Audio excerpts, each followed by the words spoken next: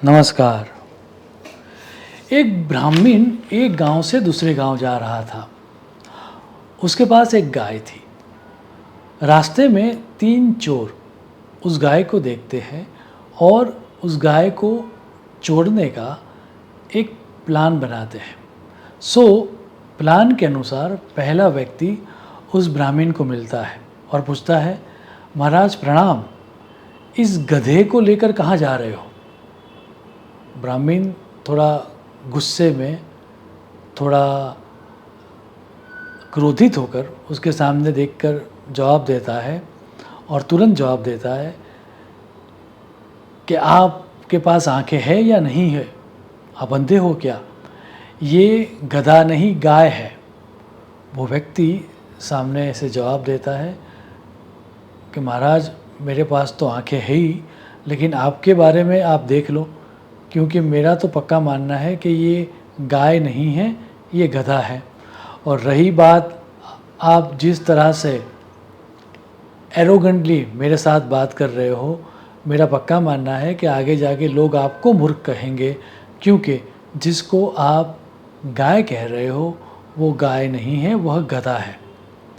उस व्यक्ति की बात को न मानते हुए, गुस्से में आकर उसकी आंखों में आंखें देखते हुए गुस्से से वो ब्राह्मण आगे चलता है। थोड़ा ही आगे चलता है तब दूसरा चोर उसको मिलता है और वो भी ब्राह्मण को कहता है, महाराज प्रणाम, इस गधे के साथ कहाँ जा रहे हो? अब वो ब्राह्मण गुस्सा नहीं करता, थोड़ा दबी आवाज़ में वो ये कहता है कि भैया ये गधा नहीं, ये गाय है। वो व्यक्ति ब्राह्मण को हंस के जवाब देता है कि महाराज अपनी आँखों का इलाज कराओ, ये गधा नहीं, ये गाय नहीं, ये गधा ही है। मैं नहीं चाहता कि आगे जाके कोई आपका उपहास करे, तो अपनी आँखों का इलाज तुरंत करवा दो। ऐसा कहते हंसते हंसते वह चोर निकल जाता है। अब थोड़ा कन्फ्यूज स्टेट ऑफ माइंड में, थोड़े डाउट के साथ वह ब्राह्मण आगे निकलता है, लेकिन अब चाल भी थोड़ी धीमी हो गई है। बार बार वह गाय को देख भी रहा है और डाउट भी कर रहा है। तभी तीसरा चोर सामने से आता है और वो भी यही कहता है कि अरे महाराज, इस गधे को लेकर कहाँ जा रहे हो? ऐसा है कि अभी गांव में एक यज्ञ चल रहा है, तो मैं चाहता हूँ कि आप इस गधे को लेकर जंगल में ही रहो, गांव में मत जाओ, अन्यथा लोग आपका उपवास करेंगे। अब इस तीसरे चोर को ब्राह्मण कोई जवाब नहीं देता, वह नतमस्तक हो जाता है। तीसरा चोर भी हंसते हंसते निकल जाता है। अब ब्राह्मण डाउट के साथ, काफ़ी कीन ऑब्जर्वेशन के साथ गाय की तरफ देखता है। उसको तो वो गाय ही दिखती है, लेकिन तीन लोगों ने ये कहा कि ये गधा है, तो ये तीन लोग कैसे गलत हो सकते हैं? और मैं ही गलत हूँ उसकी संभावना ज़्यादा है, वो तीन लोग गलत नहीं हो सकते। गाय तो दूसरी भी मिल जाएगी, लेकिन यदि इज्जत चली गई तो वापस नहीं मिलेगी।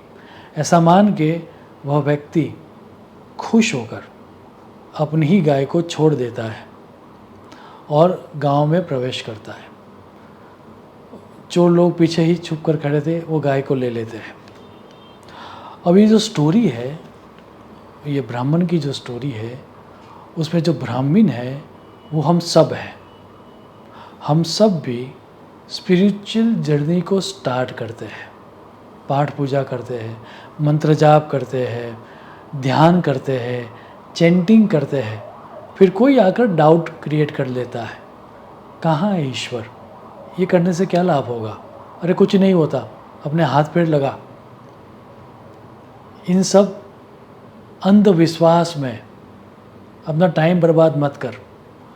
और ये कमेंट सुनते सुनते हमें भी डाउट होने लगता है और हमारी साधना आहिस्ता आहिस्ता ढीली हो जाती है और छूट भी जाती है।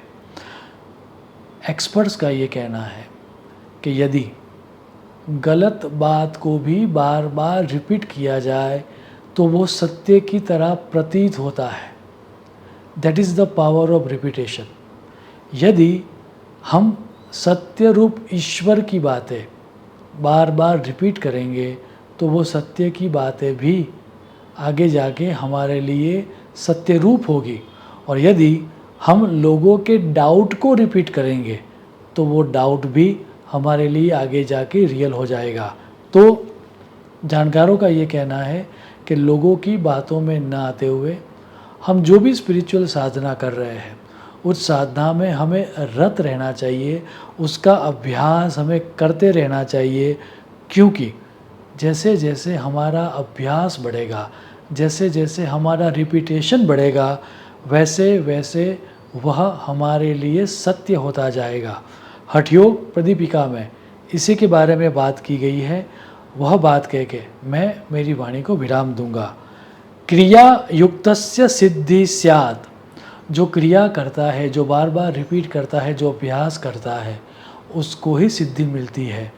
क्रिया युक्तस्य सिद्धि स्यात् अक्रियस्य कथम भवेत् न शास्त्र पाठ मात्रेण योग सिद्धि प्रजायते। सिर्फ योग के सूत्रों को पढ़ के कोई योग में पारंगत नहीं हो सकता। उस योग आसन को यदि वो बार बार करेगा, उसको वो रिपीट करेगा, तो ही उस आसन में उसको सिद्धि प्राप्त होगी।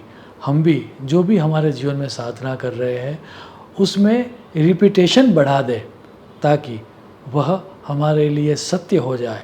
ऐसी ईश्वर को प्रार्थना करते हुए मैं मेरी वाणी को विराम दूंगा। शुभम भवतु। प्रणाम।